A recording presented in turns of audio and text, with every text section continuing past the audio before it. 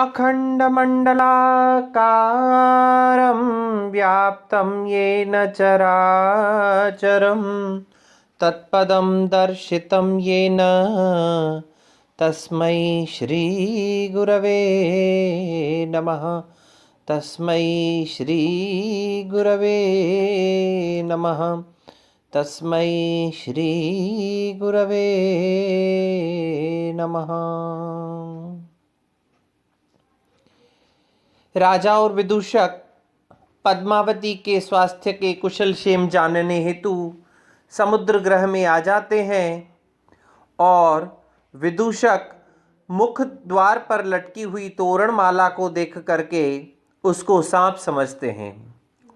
तत्पश्चात दोनों आगे बढ़ते हैं और पद्मावती के लिए बिछाई गई शैया को देख करके राजा क्या कहते हैं कि संभवतः यहाँ पद्मावती नहीं आई है। तब विदूषक कहते हैं, आप यह कैसे जानते हैं कि पद्मावती यहाँ आई या नहीं आई?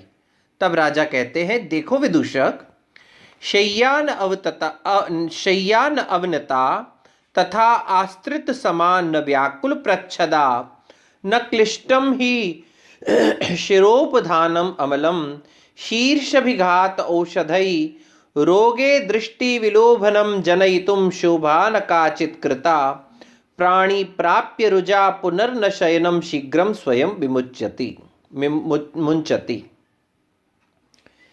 हे विदूषक, इस शैया को ध्यान से देखो। शैया ही तथा आश्रित समा अवनता न, यह जो शैया है तथा वैसी की वैसी आश्रित समा बिछी हुई है, नावनता कहीं से भी ऊंची नीची नहीं है। विदूषक ध्यान दो, जब भी कोई बिस्तर पर पलंग पर बैठता है या लेटता है तो उस समय जो वो बिछावन की जाती है, जो बिछोना होता है, वह थोड़ा बहुत ऊंचा नीचा या सलवटों से युक्त हो जाता है। लेकिन अगर कोई नहीं बैठा है तो वहाँ की स्थिति वैसी नहीं होती है। जो शैया जैसी बिछाई हुई होती है वैसी ही रहती है। तो यह शैया भी तथा आश्रित समा वैसी की वैसी बिछी हुई है, नावनता ऊंची नीची नहीं है, न व्याकुल प्रच्छदा और सिकड़ी हुई सी भी नहीं है, अमलम शिरोपधानम और शिर उपधान सिर के नीचे रखने वाला तकिया, शिरोपधानम अमलम मल से रहित है, अर्थात मलिनता से रहित है। क्यों? शीर्षाभिघातई औषधि क्लिष्टम न, क्योंकि सिर दर्द के लिए लगाई जाने वाली औषधियों से यह तकिया भी मैला नहीं हुआ है।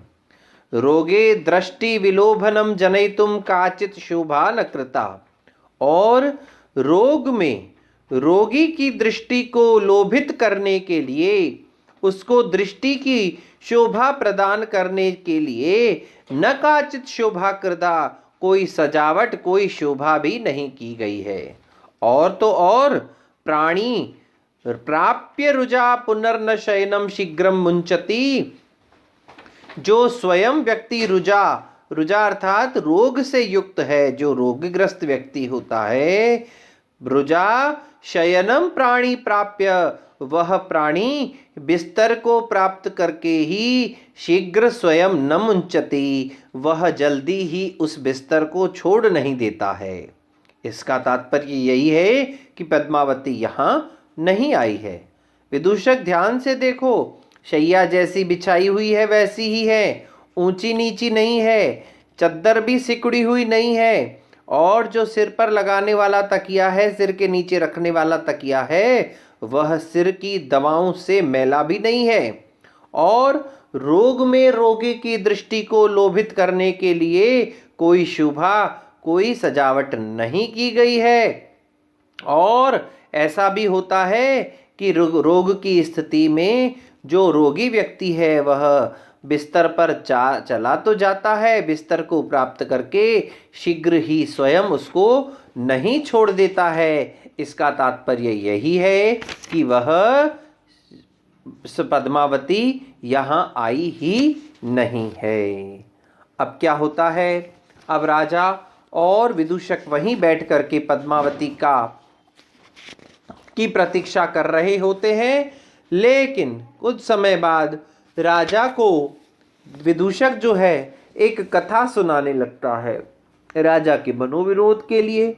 अब जब कथा सुनाई जाती है तब राजा को नींद आने लगती है। राजा उसी बिस्तर पर उसी शैया पर सो जाते हैं। तब विदूषक कहता है कि रुक जाइए, मैं आपके लिए आच्छादक अर्थात चद्दर लेकर के आता हूँ पहनने के लिए।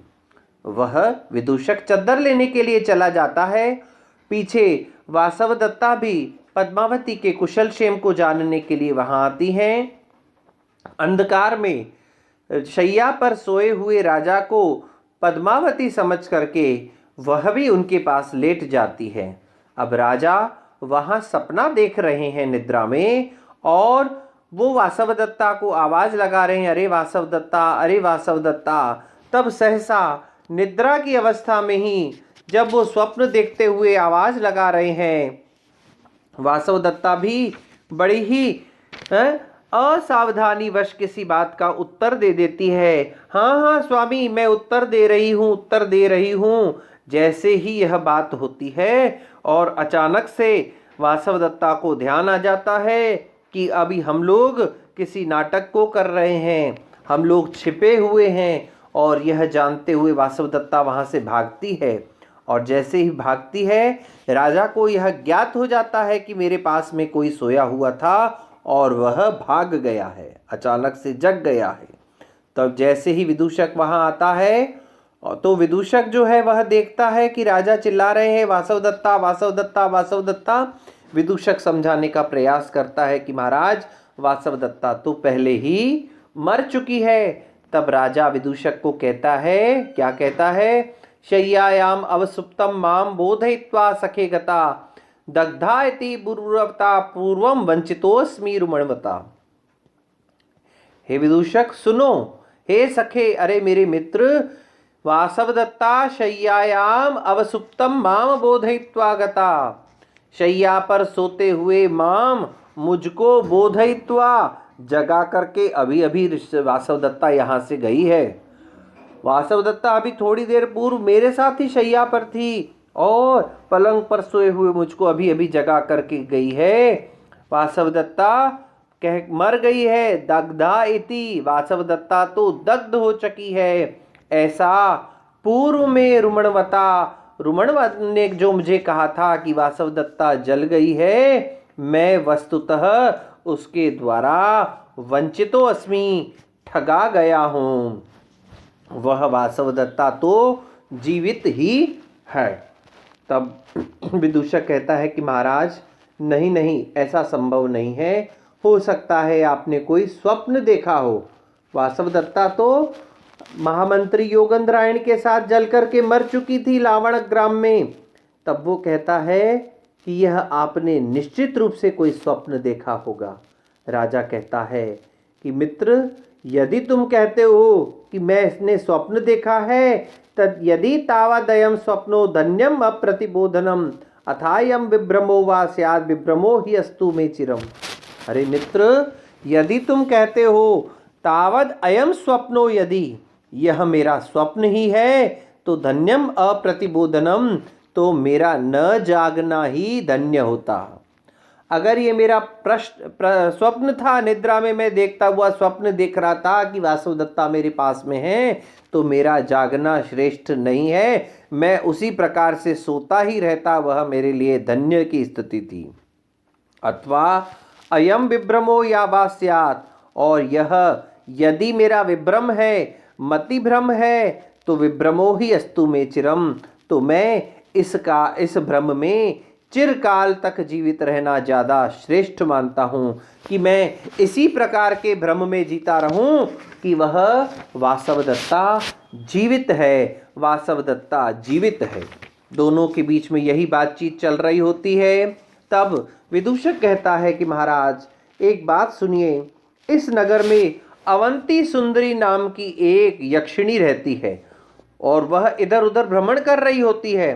संभवतः आपने उस अवंती सुंदरी नाम की यक्षिणी को देखा होगा। अब राजा क्या कहता है? विदूषक उसके पश्चात उस अवंती सुंदरी के बारे नाम की यक्षिणी के बारे में क्या बताता है, और राजा जो है वह पद्मावती और वासवदत्ता के विषय में क्या चर्चा करता है, इस विषय